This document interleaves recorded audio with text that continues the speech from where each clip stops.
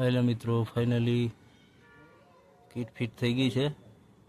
Depression આખું complete થઈ ગયું છે અને એક્સેલ પણ ચડાવી દીધી. બે એક્સેલ કમ્પ્લીટ ચડાવી દીધી છે. હવે આમાં એના બોન્ડ લગાડી અને પેકિંગ મૂકી પડ્યું કમ્પ્લીટ ફિટ કરી ઢાંકણ અને ટાઈટ કરી થોડો સમય માટે એના બોન્ડને સુકાવા દઈ અને પછી આમાં ઓઇલ પૂરી દેવામાં આવશે.